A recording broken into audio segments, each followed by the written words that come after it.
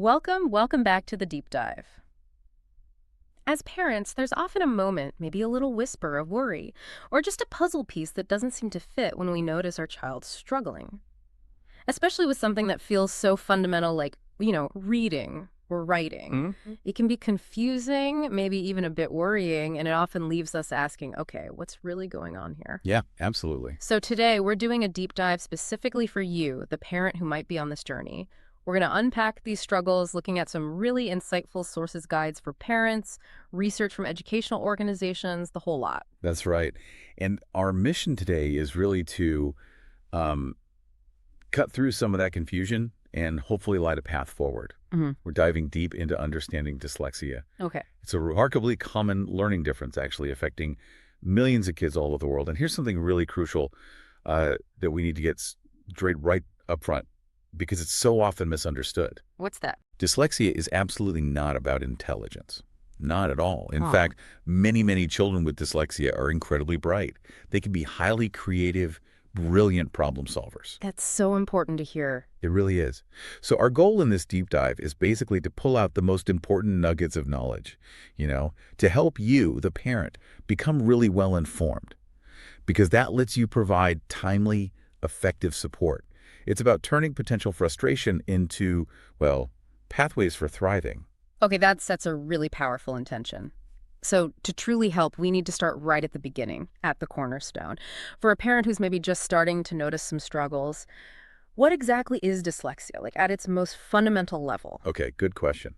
At its core, dyslexia is a common learning disability, and it primarily affects how a child's brain processes language, both written and spoken language. Uh-huh. Think of it less like a deficiency and more like a difference in how the brain is wired. A difference in wiring. I Yeah. like that. Yeah. And this unique processing then impacts their ability to read, write, and spell fluently and accurately. It's not about their eyesight. It's not about their hearing. Those are usually fine. Right. It's specifically about how the brain interprets and organizes language-based information. So throughout this deep dive, we'll keep coming back to recognizing the symptoms, Okay. both the really obvious ones that kind of jump out at you and also the less apparent ones, the subtle things that often go unnoticed, Mm-hmm. because spotting these is just crucial for parents to step in with the right kind of support right when it's most needed. Makes sense. And it's definitely not a one-size-fits-all condition. It can look quite different from one child to another. That framing really helps clarify the core issue. So, okay, if we're talking about recognizing symptoms, let's start with those overt signs. The ones that usually show up in like schoolwork, right? The ones that often spark that initial concern for parents. Mhm. What are those undeniable, maybe can't miss them indicators we should be looking for first? Right, the visible signs. Hmm. When we focus on the obvious symptoms, we're looking squarely at challenges with literacy tasks. Probably one of the most common is reading difficulties. Okay. A child with dyslexia will often read really slowly and with just immense visible effort.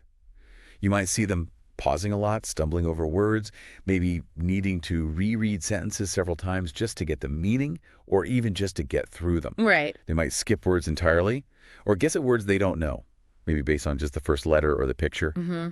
Or they might lose their place on the page really easily. They might need to use their finger to track the words, not because they're just learning, but because their eyes kind of struggle to follow the line smoothly. So it's more than just being a slow reader. Oh, much more. Mm. The fundamental act of sounding out new words, what we call decoding, that becomes particularly challenging. It makes reading feel deeply frustrating, even exhausting for them. It's not just about needing more practice.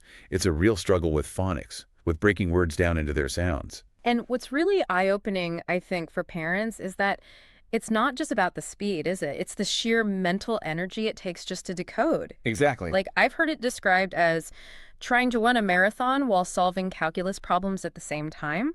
That's kind of what reading can feel like. That's a great analogy. Yeah. And it leaves almost no brain power left for actually understanding what they read, which is something parents might not immediately connect.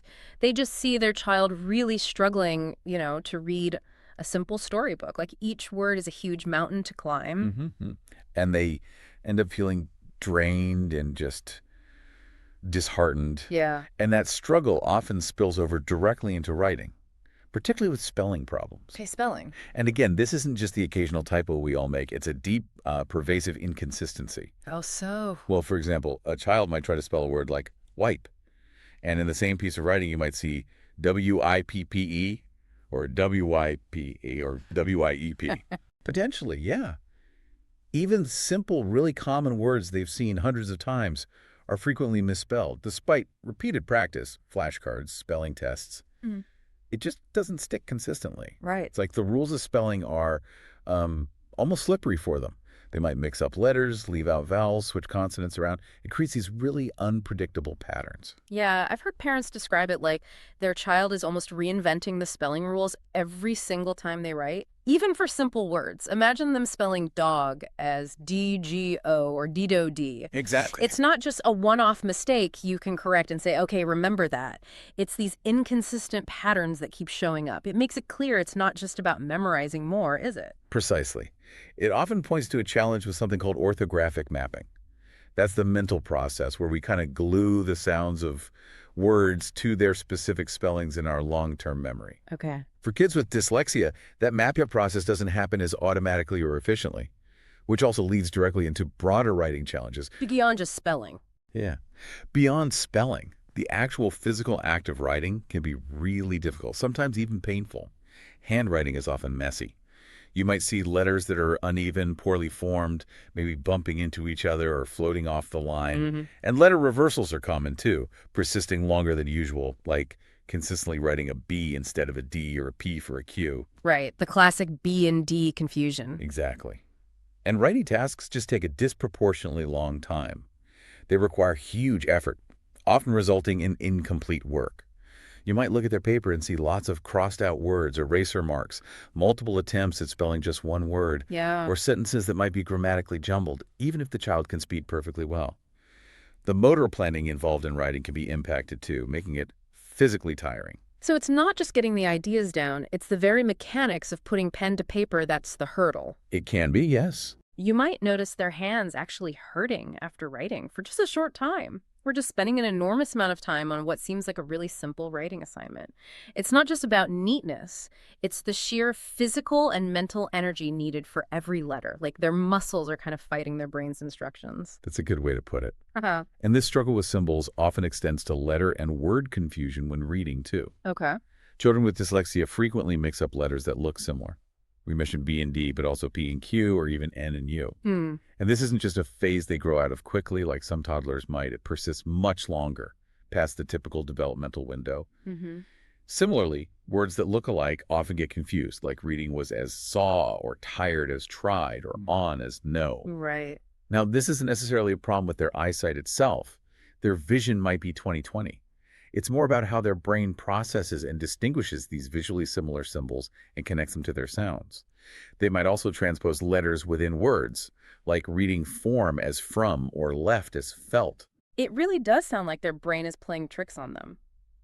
Confusing was with saw in a sentence completely changes the meaning, doesn't it? Absolutely. Which must be incredibly frustrating when you're trying to read or write. It's like this constant battle with visual patterns and how they link to sounds. It is.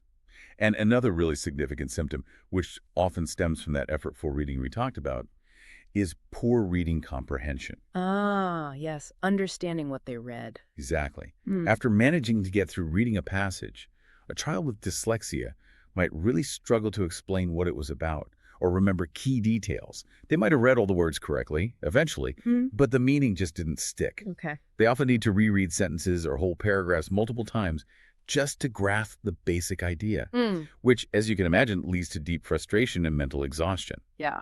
Their working memory, that mental scratch pad we use, might be so overloaded by the sheer effort of decoding each individual word that there's very little capacity left over for holding on to the meaning and connecting the ideas in the text. So they might manage to read an entire paragraph aloud, but then if you ask them to summarize it, they just can't. It leaves you, as the parent or teacher, wondering if they absorbed anything at all, or if just the act of reading itself used up all their mental energy. Like they were so busy climbing that mountain, they forgot why they were climbing it or what was even at the top. That's a perfect analogy. And a symptom that's often considered really foundational, a core deficit in many cases of dyslexia, is phonological awareness issues. Phonological awareness. Okay, break that down for us. Sure. Phonological awareness is basically the ability to recognize and consciously manipulate the sounds within spoken language. Yeah. It's all about sounds, not letters yet. Got it. Children with dyslexia typically have real difficulty with this. Mhm. For example, breaking spoken words into their individual sounds, like hearing the word cat and being able to separate it into K-A-T. Mm. That can be hard. This also means blending sounds together to form words is incredibly difficult. If you say S-H-I-P, they might struggle to blend that into the word ship. This directly impacts their ability to sound out new words when reading and also to spell words phonetically. Right, because spelling is essentially writing down the sounds you hear. Exactly. They also often struggle to recognize or create rhyming words, like knowing that cat and hat rhyme, or coming up with another word that rhymes with are you. They might not be able to clap out the syllables in a longer word, like butterfly, or identify the first sound they hear in a word, like knowing ball starts with a B sound. These skills usually develop naturally, but for kids with dyslexia, it's a real area of weakness, and it's a crucial early predictor of reading difficulties. So they might not grasp that cat and hat rhyme even when it seems incredibly obvious to everyone else. Hmm. And this isn't them being silly or just not trying. It's a genuine struggle with the very building blocks of spoken language, which then naturally makes dealing with written language much harder. It's like trying to build a house when you can't quite feel how the individual bricks fit together. Well said. And following directly from that phonological piece, they often have difficulty learning letters and sounds. The alphabet basics. Yeah. Learning the names of the letters, and crucially, associating each letter with its specific sound, like knowing A makes the sound in apple. This takes significantly longer for them than for their peers. Okay. They might forget letter names or sounds very shortly after being taught them, even with lots of repetition. You might drill the letter B one day, and the next day it's like they've never seen it before. Oh, that must be so frustrating for everyone involved. It really is. It's often not a general memory problem across the board, but specifically related to connecting these abstract, arbitrary symbols, letters, with their corresponding sounds. That fundamental connection just doesn't seem to solidify easily for them. It requires many more exposures and often different, more explicit teaching methods than for other children. You teach them the letter A one day, and the next, it's like starting over. It's incredibly disheartening for both the child, who feels like they can't learn, and the parent, who often feels like they must be doing something wrong in teaching them. Absolutely. And finally, one more obvious symptom, though maybe slightly less expected for some, especially in school-age children, is struggles with math word problems. Math. How does that connect? It's important to clarify here, children with dyslexia might actually be really good at pure math calculations. They could be fantastic at arithmetic, algebra, geometry, showing strong logical reasoning skills. Okay. However, when math problems are presented in word format story problems, they become a significant challenge. Why? Because of the reading component. They struggle to accurately decode the words in the problem, understand the language used to describe the situation, and figure out what operation is actually being asked for. This leads to errors, even if they possess strong numerical skills. The linguistic demands of the word problem essentially overwhelm their mathematical abilities. So they can easily solve 5 plus 3 if you just write down the numbers. Mhm. But if the problem says, Sarah had 5 apples and Tom gave her 3 more, how many apples does Sarah have now? That becomes a roadblock. Exactly. It's the language, not the numbers themselves, that trips them up. Wow. Okay, so these are often the most visible signs, the ones that prompt parents to first think, maybe I should look into this. Yeah. That was an incredibly clear breakdown of those direct academic challenges. But here's where, for me anyway, it gets really interesting and maybe more puzzling for parents. Beyond those clear academic red flags, you mentioned there's this whole constellation of less obvious symptoms. Yes. The subtle signs that might not immediately make you think dyslexia. Mhm. They could easily be mistaken for other things, couldn't they? Like behavior problems or just being disorganized or maybe even laziness. That's absolutely right. So what should parents be aware of here? These seem like the clues that could really help piece together the full picture, especially as some of the academic signs aren't quite as pronounced. You've hit on such a critical point. Recognizing these less apparent symptoms is just as important, maybe even more so sometimes, Yeah. because they significantly impact a child's learning, yes, but also their confidence, their daily life, their interactions. Right. And often, these are the signs that get overlooked or misattributed, blamed on attitude or personality. That can lead to delayed support, which just compounds the child's frustration and challenges. Okay, so let's unpack these. What's first? All right. First up, let's talk about directional confusion. Your child might frequently mix up left and right. Oh, yeah. Yeah, even in familiar situations or when giving simple directions. They might struggle with instructions involving spatial terms like put the book on your left or turn right at the corner. You might tell them to get something from the left side of the shelf and they consistently go right. Mhm. Now, this isn't just a minor quirk like occasionally forgetting. It can be quite persistent and relates directly to a concept called directionality. It's about the brain's ability to process and understand spatial relationships and orientation. Think of it like their internal compass for space and sequence, which is crucial not just for navigating the world, but also for the very linear left to right, top to bottom processing needed for reading and writing in English. So you ask them to point right, and they point left, seemingly without even thinking about it. It's not defiance. It's like a genuine glitch in that internal compass, which could make simple tasks really confusing for them. Exactly. Then there's test anxiety and performance. This one can be really baffling for parents. Despite being intelligent, maybe even knowing the material really well beforehand, Hmm. children with dyslexia often perform poorly on tests, especially tests that require a lot of reading or writing under time pressure. Right, the pressure. Yeah. They might show significant anxiety or nervousness before and during tests, which then further impacts their performance. The pressure to read questions quickly, process information under the clock, or write legibly and coherently can feel overwhelming. It can cause them to freeze up, rush, make careless errors, or just not be able to retrieve the information they actually know. This anxiety can become debilitating, creating this awful cycle of fear and underperformance in the very situations designed to show what they've learned. Oh, that's heartbreaking. To see a child who, understands the content, but they just can't demonstrate it when it counts because of the format or the pressure. Mhm. They might just freeze during exams despite knowing the material inside out purely due to that overwhelming nervousness. And that's a direct result of the demands being placed on their specific processing challenges. Absolutely. We also commonly see what look like attention issues. A child might seem to daydream a lot or zone out during class, especially when reading or writing is involved. Uh, Staying focused on literacy tasks is incredibly challenging for them.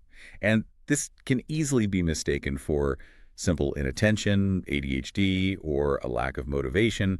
He just needs to try harder, people might say. Right. But often, their brain is working so hard just to process the text or formulate the writing that it might simply disengage as a kind of protective coding mechanism, or it just appears unfocused to an outside observer because all their cognitive resources are consumed internally. This connects to their ability to, improve focus on these particularly demanding cognitive tasks. It's not necessarily that they can't focus in general. They might focus intensely on building Legos for hours. But these specific literacy tasks are so draining, they can't maintain focus, leading to that visible disengagement. So you might see them just staring off into space during reading time, looking totally disengaged, and your first thought is, they're not paying attention. Right. But really, their brain might just be completely overwhelmed by the demand, struggling to compute, and then kind of retreating to preserve energy. That's a very common scenario. Another less obvious sign can be seen in their distinct learning style preferences. Your child might learn best, really thrive, through hands-on activities, Like what? like building things with blocks or models, drawing detailed pictures, doing science experiments where they can manipulate things, rather than primarily learning by reading textbooks or listening to long lectures. Okay. Verbal or written instructions might be really hard for them to follow accurately, but they absolutely excel when you show them how to do something, a practical demonstration, or when they can physically manipulate objects to understand a concept. This highlights their strengths in areas that don't rely so heavily on traditional text-based learning. It often points to strong visual spatial intelligence or kinesthetic learning strengths. It's like their brain speaks a different language when it comes to getting instructions. They can be brilliant at building incredibly intricate Lego sets from just a picture, or drawing complex diagrams, effortlessly putting together structures that would baffle others. But then, the written instructions for a simple board game are completely mystifying to them. That contrast can be a real clue, can't it? A huge clue. Yes. And sometimes children with dyslexia also report actual visual disturbances when they read or write. What do you mean by disturbances? They might complain that letters or words seem to move or jump or wiggle or blur on the page. Things don't stay still for them. Wow. Reading might also cause them physical symptoms like headaches or significant eye strain, making it genuinely uncomfortable. Now, again, this usually isn't an eyesight problem that glasses can fix. It's more likely related to visual processing issues, how their brain struggles to make sense of the visual input from their eyes in a stable, organized way on the page. It's about the brain's interpretation, not the eye's ability to see clearly. That sounds incredibly disorienting. Imagine trying to read if the words are jumping or wiggling around, or getting headaches after reading just a short passage.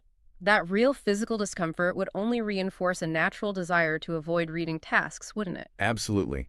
It adds another layer of difficulty. Then there's sometimes expressive language difficulties. This is about how they speak. Okay. They might struggle to find the right words when speaking. You might notice them pausing awkwardly quite often or using a lot of filler words like or like frequently just to bridge the gaps while their brain searches for the word. Mm-hmm. They might resort to using vague terms like thing or stuff or that place instead of specific nouns, even when you know they understand the concept or know the actual word. It's just hard to retrieve it quickly. Right. Stories they tell might be hard to follow sometimes. They might lack a clear, logical order, maybe jumping around in time or leaving out crucial details needed for the listener to understand. This is often related to word retrieval difficulty, sometimes called dysnomia, where the word feels like it's on the tip of the tongue, but just won't come out fluently when needed. So they might say that thingy when they clearly mean the remote control, or their stories kind of meander without a clear beginning, middle, or end, Mhm. leaving you, the listener, trying to piece the narrative together. It sounds like their thoughts might be organized, but that bridge to getting them out smoothly in spoken words is sometimes missing or a bit shaky. That's a good description. And somewhat surprisingly for some, motor skill challenges can also be an indicator. Motor skills, like Yeah. coordination. Yeah, particularly fine motor skills, but sometimes gross motor too. Huh. A child with dyslexia might hold their pen or pencil in an unusual, awkward way, or grip it extremely tightly. This can make writing uncomfortable, tiring, even painful after just a short time. Okay. Tasks that require fine motor dexterity things, like buttoning shirts, zipping zippers, tying shoelaces, they might struggle with these long after their peers have mastered them. Right. Still asking for help with shoes when they're 8 or 9. Exactly. And sometimes you see broader issues too, like poor coordination or balance, which might affect their participation or skill in sports. This relates to overall proprioception and the development of fine motor skills. These seemingly unrelated physical struggles can sometimes stem from how their brain processes and executes sequences, whether it's the sequence of muscle movements for writing or tying shoes, or even coordinating larger movements. So their hands might genuinely ache after a short writing task, making homework even more of a battle. Or they consistently struggle with buttoning their coat or tying their shoelaces long after their friends can do it easily. These seem like isolated skills, but you're saying they can be part of that bigger picture of processing differences. They can be, yes. It's about looking at the whole pattern. Another area frequently impacted is time management and organization. Ah, the messy backpack syndrome. Sometimes, or the opposite. But let's start with time. Reading the time on an analog clock, one with hands, can be profoundly challenging for them, even at an age when most peers can do it easily. They might rely heavily on digital clocks. Interesting. Why is that? It likely relates to the spatial and sequencing aspects, understanding the relationships between the hands, the numbers, the concepts of quarter past or half past. It's more complex than just reading digits. Okay. They often struggle to manage their time effectively in general. They might frequently run late for things or miss deadlines for homework or projects.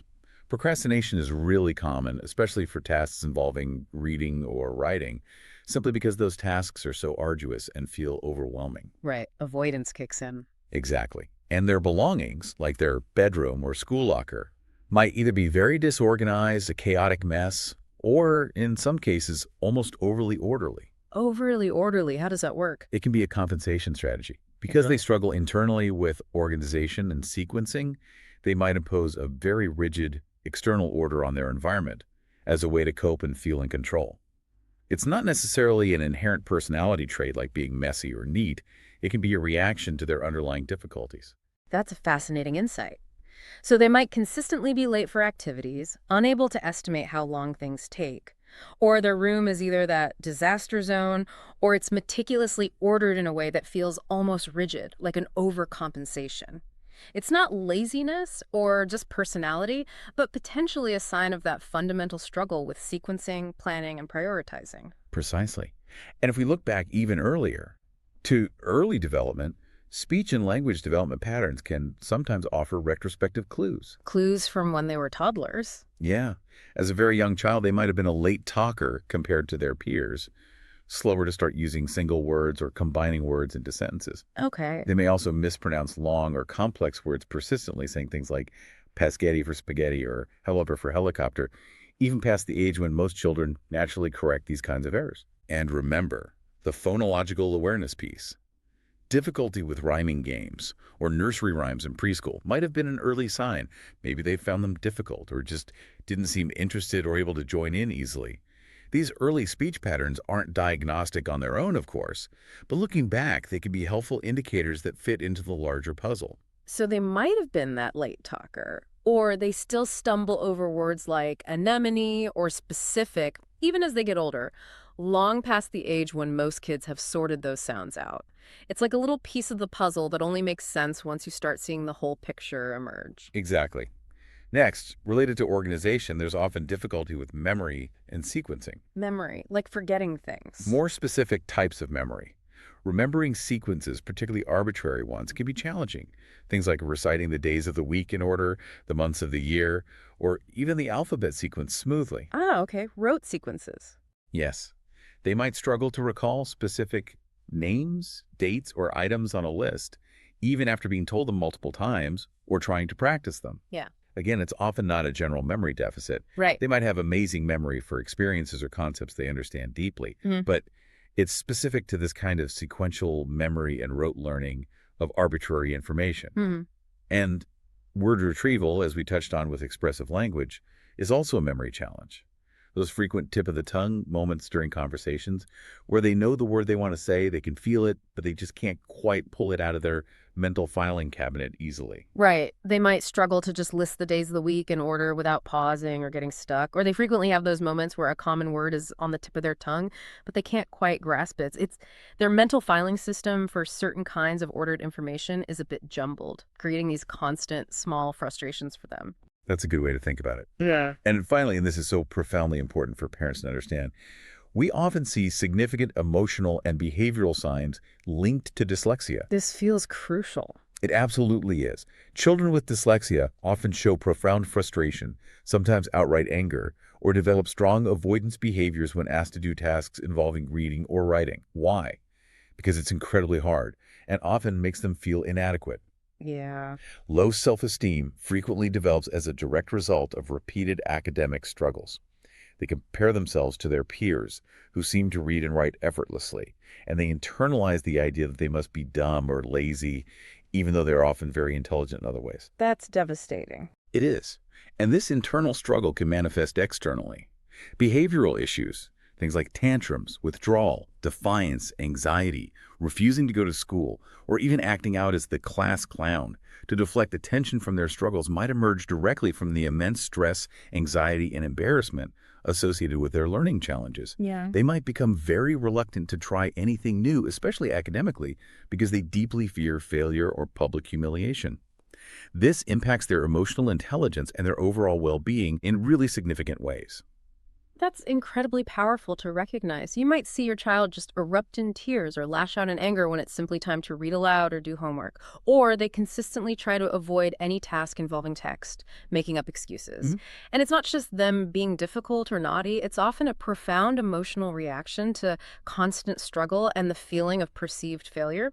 A child who is constantly hearing, even implicitly, that they're lazy or not trying hard enough might really internalize that. They do. And that can lead to this deep-seated low self-esteem that affects their willingness to try anything new, not just schoolwork. It creates this vicious cycle where their emotional state actually compounds their learning difficulties, goes way beyond just academics, doesn't it? It permeates everything. Yeah. And just building on these points quickly, especially for younger children, parents might also look back and note delayed speech development, as we mentioned. Using simplified words longer, like Betty Tear for teddy bear, tying into early phonological development. Okay. Also, that significant difficulty with nursery rhymes in the preschool years. Struggling to memorize them, not enjoying them, that can be an early flag for challenges with the sound structure of language. Right. For older children, teens, and even adults, there are often notable challenges with learning foreign languages. Because of those underlying difficulties with sound processing, phonology, and sometimes grammar, picking up a new language can be particularly arduous. The phonetic complexities and new grammatical rules can be very taxing. That makes sense. And one more critical point. Many individuals with dyslexia exhibit what's often called inconsistent performance, or sometimes a spiky profile. It means they might excel, be absolutely brilliant in non-reading areas, maybe art, music, sports, hands-on problem solving, spatial reasoning, big picture thinking, showing remarkable talent and intelligence there. Hmm. But then they struggle unexpectedly and significantly with literacy tasks that seem much simpler to others. This stark contrast, being gifted in one area and really struggling in another, can be very confusing for parents and teachers. But it's actually a very common characteristic of dyslexia. It powerfully highlights that their overall intelligence isn't diminished at all. It's just manifested differently, with specific weaknesses alongside significant strengths. Okay, wow. So we've laid out this really comprehensive map of symptoms, the obvious academic ones, and these more hidden, subtle signs. But taking a step back, what does this all mean for the child's journey through their life? How do these myriad symptoms evolve? Do they look the same in a 6-year-old as they do in a 16-year-old?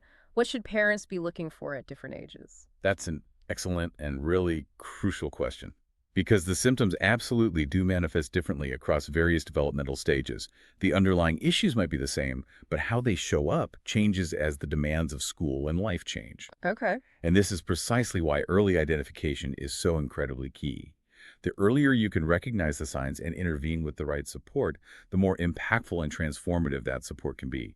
Partly because the brain is most plastic or adaptable in early childhood, but also because you can prevent years of frustration and damage to self-esteem. Makes total sense. So let's break it down by age. What about the little ones? Preschool age, say 3 to 5 years old. What are the key signs then? Right, in preschoolers, the signs are often more subtle naturally because formal reading hasn't started yet.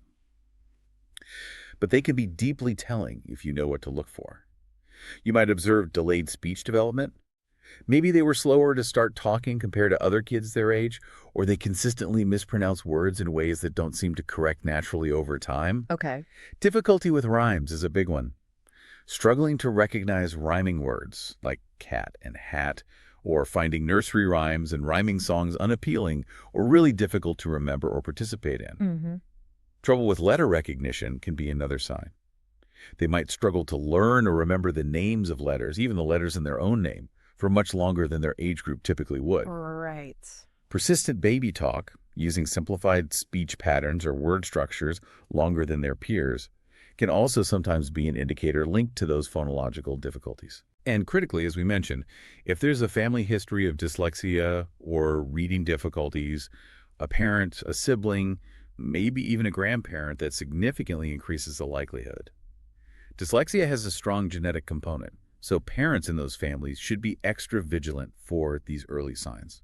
So if you're seeing a cluster of these kinds of patterns in your preschooler, the immediate action for parents here is probably to talk to someone, right? Absolutely. Consult your pediatrician or maybe a speech language pathologist.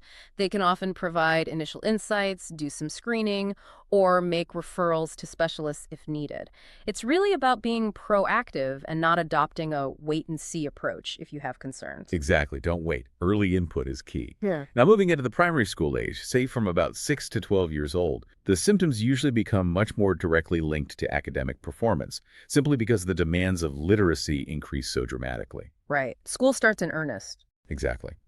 So here, you'll likely see that persistent, slow, effortful reading, frequent errors when reading aloud, significant difficulty decoding unfamiliar words, especially as texts get longer and more complex with less picture support. Mm-hmm.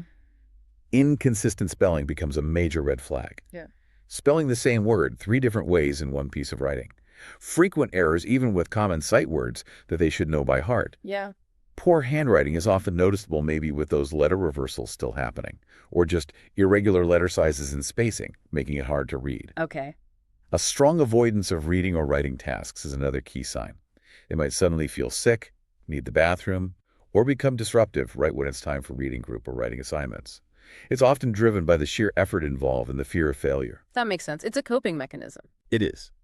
And as we discussed earlier, that difficulty understanding math word problems, specifically because of the reading component, becomes more evident here, even if their basic calculation skills are strong. This is often the stage where the academic gaps between them and their peers really start to widen noticeably if support isn't in place. And for parents seeing these patterns emerging in primary school, the recommended action becomes a bit clearer, doesn't it? Yes. You'd want to formally request an assessment through the school, wouldn't you? Or potentially seek a private educational psychology assessment for dyslexia if you have the means or the school assessment isn't sufficient. That's generally the route, yes. Talking to the school's special educational needs coordinator, the SENTO in the UK, or a similar learning support specialist elsewhere, that seems like a really important first step for guidance within the school system. Advocacy for your child becomes pretty paramount at this stage. Absolutely crucial. You need to be their advocate.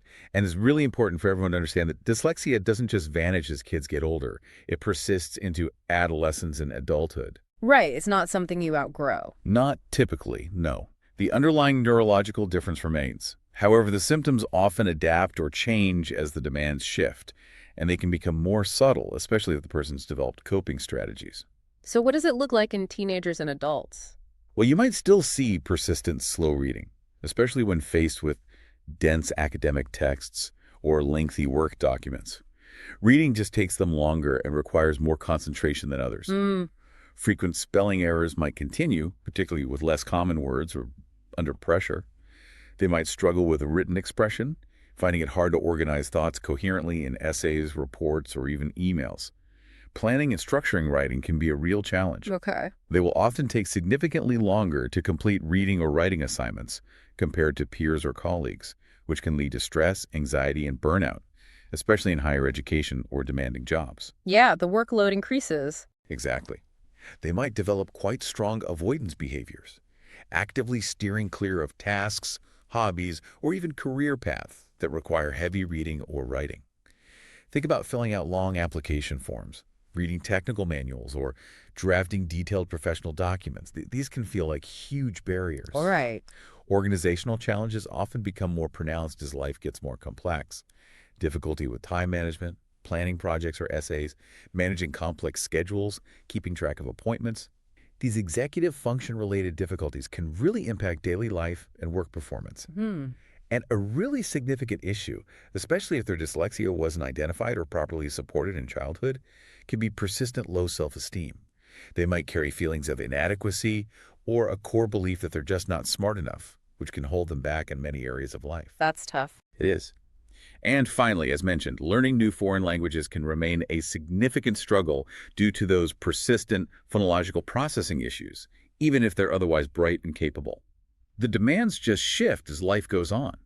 Without ongoing awareness, appropriate accommodations, and leveraging their strengths, the challenges continue to affect various aspects of life, from education to career choices to just managing daily personal organization. That's why early intervention is so critical. It builds the foundation for managing these challenges effectively throughout life. It's really clear from everything you've said that dyslexia isn't just a classroom issue, is it? It's not just about grades or struggling with homework. Not at all. Beyond those academic struggles, how does this learning difference actually impact a child's broader life? It sounds like it can send ripples through their entire experience socially, emotionally. Absolutely. Dyslexia's ripple effect extends far beyond academic performance. It touches nearly every aspect of a child's life, their social interactions, their emotional well-being, and as we just touched upon, even their future career paths and daily functioning as adults.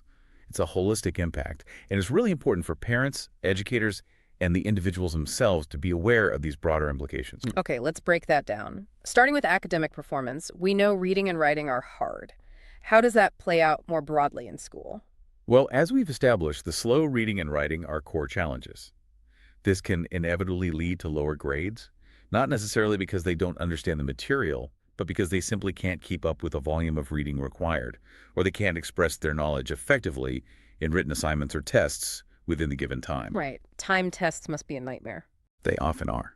Completing homework becomes this monumental, time-consuming task every night, often leading to unfinished work, rushed work, or work that just doesn't reflect their true understanding.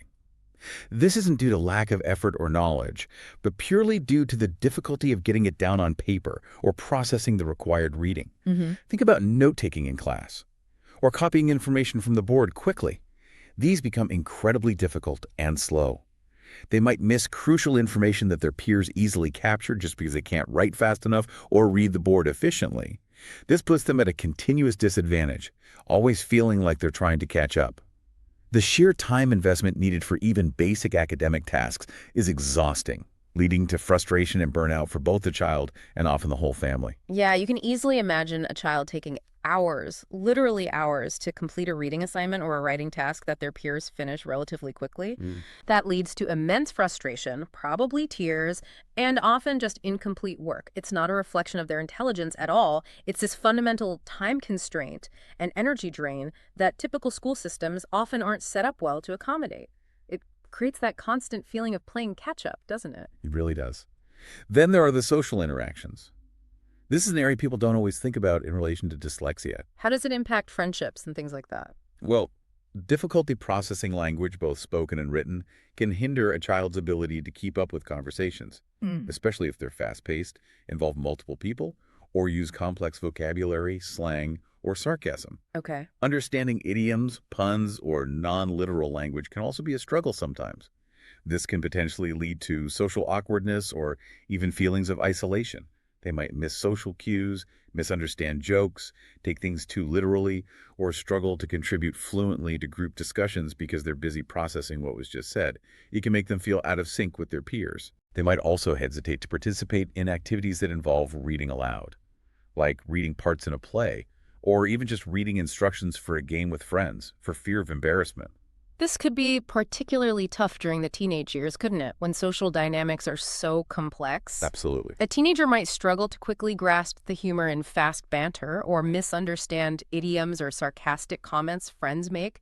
That could lead to feelings of exclusion, like they're always missing the punchline or misunderstanding what's really being said in casual conversation. Mm. Those small, repeated moments can really chip away at their confidence in social situations, maybe making them withdraw or seem quiet. Exactly. And this leads directly and perhaps most importantly to the impact on emotional well-being. This is possibly the most heartbreaking ripple effect for parents to witness. Yeah. Persistent academic struggles, especially when dyslexia is undiagnosed or not properly supported, can severely erode a child's confidence and self-worth. They constantly compare themselves to peers who seem to learn reading and writing effortlessly. They often internalize the message, whether spoken or unspoken, that they are dumb, stupid, or lazy. Oh, that's awful. It's devastating, especially considering their underlying intelligence in other areas. This profoundly negative self-perception can lead to significant anxiety, sometimes depression, or a pervasive sense of inadequacy and shame that colors their whole outlook. Mm-hmm. And as we touched on, behavioral issues, tantrums, withdrawal, defiance, acting out, school refusal, might emerge as a direct result of the immense stress, frustration, and embarrassment they feel trying to learn in a way that constantly highlights their difficulties. They might become incredibly reluctant to try new things, not just academically, but in general, because they develop such a deep fear of failure and judgment. It really impacts their whole approach to life and learning. Yeah. A child who is constantly labeled, even implicitly, as lazy or not trying hard enough, or who just feels that way internally, might truly internalize this belief. And that can develop into this deep-seated low self-esteem that affects their willingness to put themselves out there, to try anything new where they might not succeed immediately. It creates that vicious cycle where their emotional state actively holds back their learning and growth. It's crucial for parents and educators to understand this deep emotional toll, isn't it? Absolutely critical. And looking even further ahead, these challenges, if not addressed, can extend significantly into career and daily functioning for adults with dyslexia. How so in adulthood? Well, adults might, consciously or unconsciously, avoid careers that they perceive as requiring heavy reading or writing, even if those careers align with their interests and intelligence. This can potentially limit their professional opportunities and narrow their choices, perhaps steering them away from fields where they could excel if they had the right supports. Right. They might self-select out of certain paths. Exactly. And those organizational difficulties we talked about, challenges with time management, planning, remembering details, can persist and lead to real problems in the workplace. Missed deadlines, forgotten appointments, difficulty organizing projects. These can directly impact job performance and potential for advancement. Even seemingly simple daily tasks, like managing personal finances, filling out complex online forms accurately, or understanding detailed instructions for assembling furniture or using new technology, can all become unexpectedly challenging and stressful.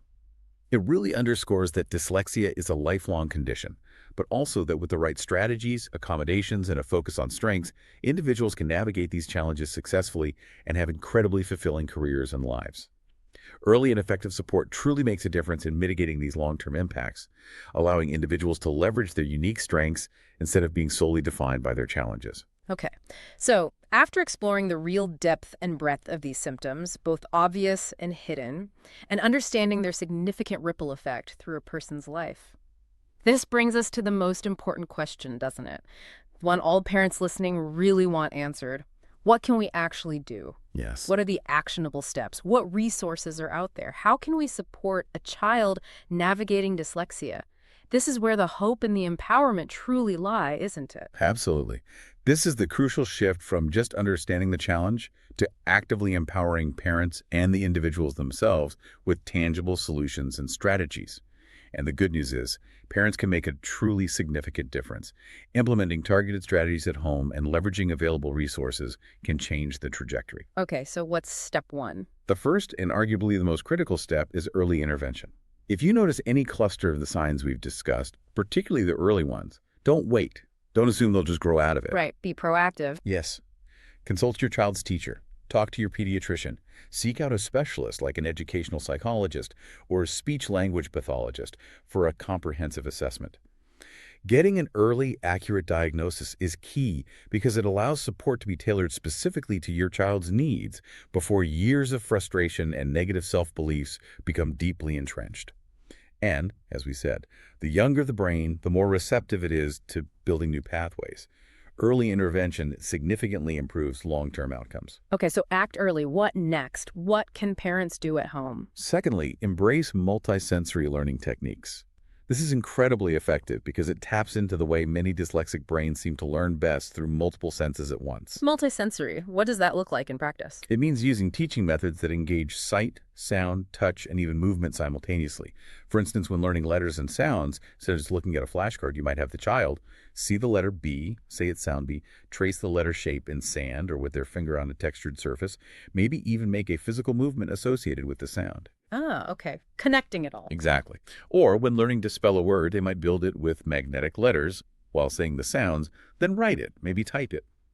Using educational apps that incorporate interactive games with sound, visuals, and touch for phonics practice is another great example. This approach engages various cognitive processing skills and provides multiple pathways for information to get into the brain and stick, making learning more robust. That sounds much more engaging and probably more effective than just rote memorization or drilling flashcards, especially if that hasn't been working. It often is, yes. It helps their brain make connections in different, more accessible ways, building a stronger, more flexible neural network for language. What else?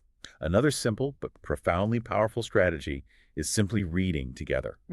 Every day, if possible. It's reading aloud to them. Yes, reading aloud to them, but also reading with them. Take turns reading sentences or paragraphs, depending on their age and ability.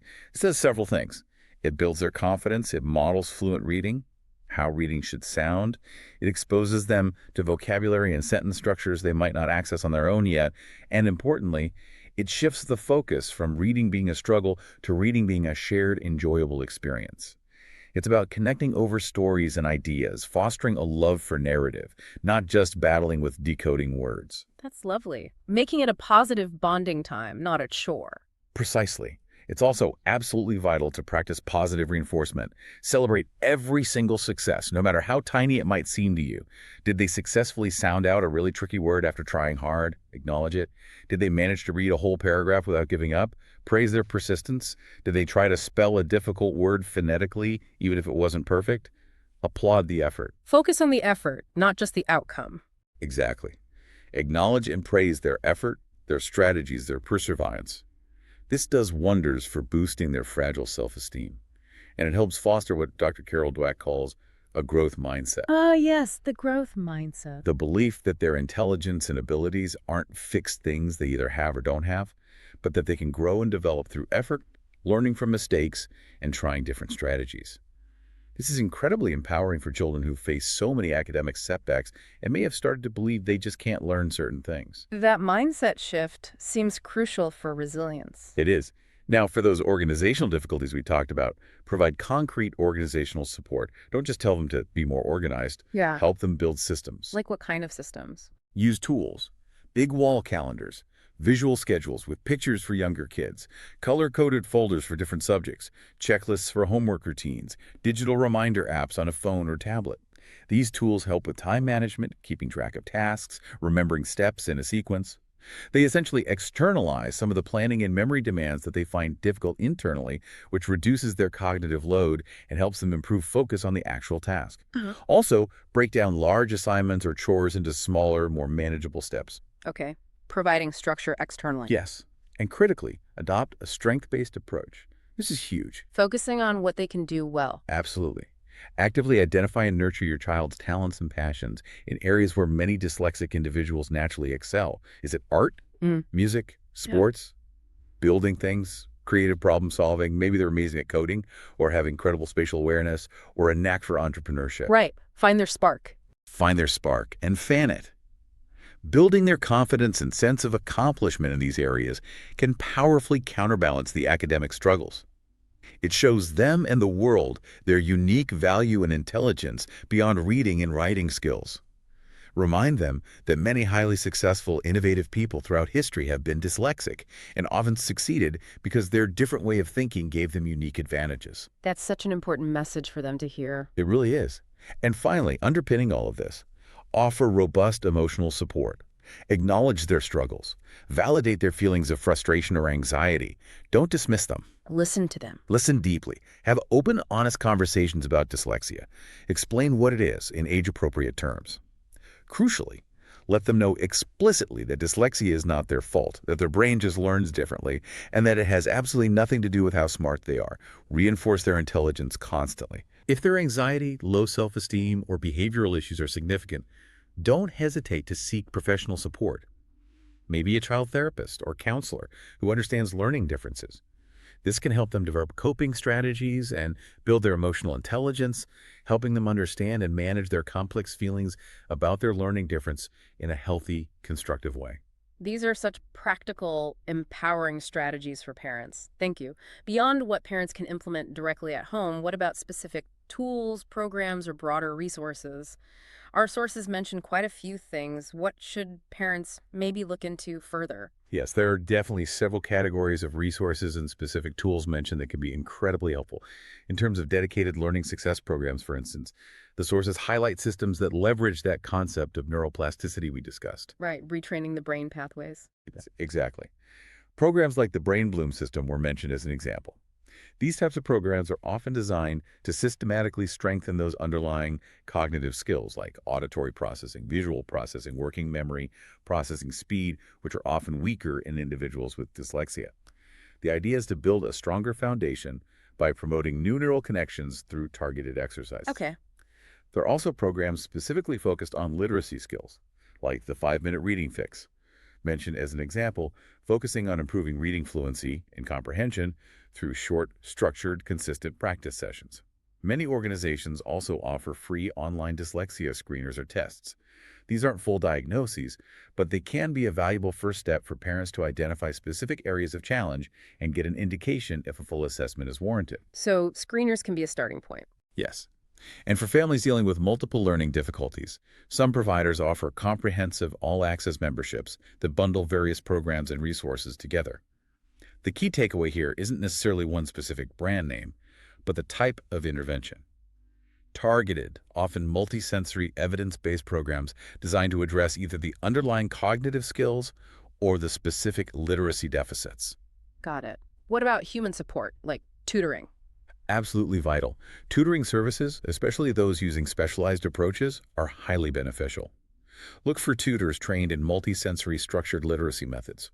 The most well-known is probably the Orton-Gillingham approach, but there are others derived from it like Wilson Reading System or Barton Reading and Spelling System. Okay. These tutors provide systematic, explicit, personalized instruction tailored precisely to your child's specific needs and pace, which is often far more effective than generic tutoring or just more homework help. Yeah. They build skills sequentially and cumulatively. Makes sense. What about technology? That seems like a game changer these days. Huge game changer. Technology aids are making an enormous difference in leveling the playing field for individuals with dyslexia. Speech-to-text software is incredibly powerful. Dictation tools. Exactly. Tools like Dragon, naturally speaking, or built-in dictation on computers and phones. These allow children and adults to get their thoughts down in writing by speaking them, bypassing the often laborious and error-prone physical act of typing or handwriting. This can unlock their ability to express complex ideas. That sounds It freeing. really can be. There are also increasingly sophisticated AI-powered tools that can help with grammar, spelling, and punctuation checking, going way beyond basic spell check. Some tools offer word prediction to help with fluency, or even text simplification features that can break down complex sentences or summarize long passages to aid comprehension. And don't forget audiobooks and text-to-speech software. These allow individuals to access grade level or higher content, information, and literature through listening, bypassing the decoding barrier.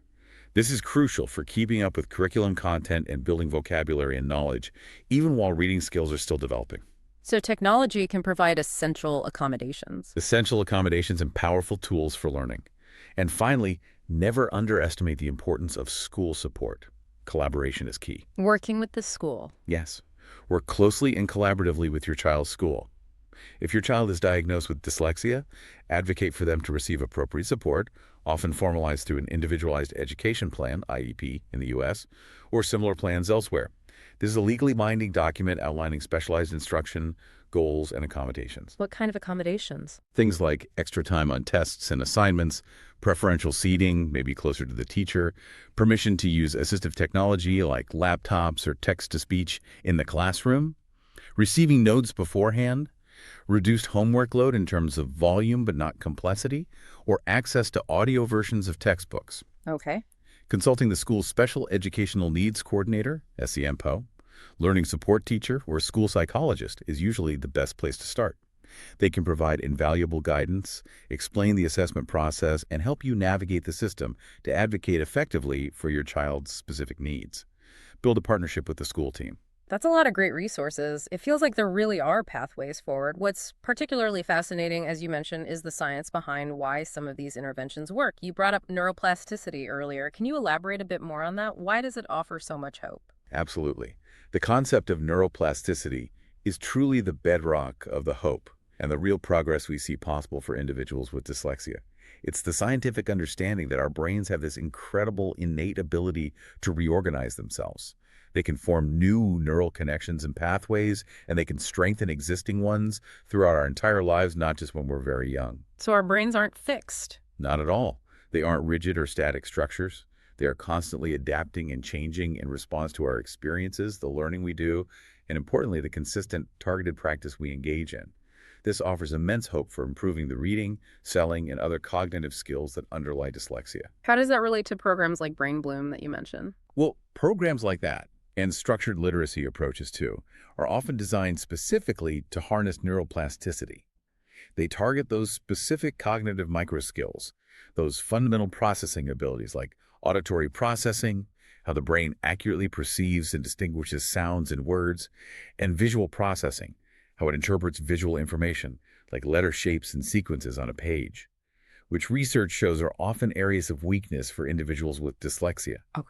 By systematically and repeatedly engaging these specific cognitive functions through targeted exercises or structured teaching, the brain is essentially encouraged to build new, more efficient neural pathways. It's like creating detours around the roadblocks or strengthening alternative routes for information processing. It's about making the connections necessary for fluent language processing stronger and more automatic. So it's like physical therapy for the brain's language centers. That's a fantastic analogy, yes. It requires patience, consistency, and effort. It's not an overnight fix, but the scientific basis is clear. The brain can change. It can improve its processing capabilities in these areas. And this can lead to significant, lasting improvements in reading fluency, comprehension, spelling, and overall academic confidence and performance. It's fundamentally about training the brain to learn and process language in a different, more effective way that works for that individual. It's truly empowering. This deep dive has really unpacked so much today. We've covered that whole spectrum of dyslexia symptoms, from the really obvious reading, writing, and spelling challenges that first catch our eye, to those much less apparent subtle signs like directional confusion, time management issues, and the deep emotional struggles that can accompany them. Hmm. We've explored how these symptoms can look different at various ages, from preschool right through to adulthood, and we've talked about the profound ripple effect these challenges can have on a child's daily life, academically, yes, but also socially and We emotionally. have. But most importantly, I think, we've laid out some clear, actionable pathways forward. Strategies parents can use, resources like specialized programs, tutoring, technology, and school supports that offer real hope and practical help. That's right. Dyslexia certainly presents unique challenges, and the journey for both the child and the family can be complex, frustrating at times, definitely. But what's truly fascinating, and I think the core message we want to leave listeners with, is the sheer potential for growth and adaptation. Mhm. With early identification, with consistent targeted support that leverages neuroplasticity, and crucially, with a strength-based approach that celebrates their unique talents. Children and adults with dyslexia can absolutely overcome obstacles. They can achieve their full potential. The right resources, combined with parental patience, advocacy, and belief in their child, can make a world of difference in helping them not just manage their dyslexia, but truly thrive academically, personally, and emotionally. Indeed. And it leaves me thinking, given what we've learned today about the brain's incredible capacity for neuroplasticity and adaptation, and knowing that so many individuals with dyslexia genuinely think differently, possess unique perspectives, what unique strengths, what alternative pathways to success might a dyslexic individual discover and develop precisely because their brain processes information in a distinct way?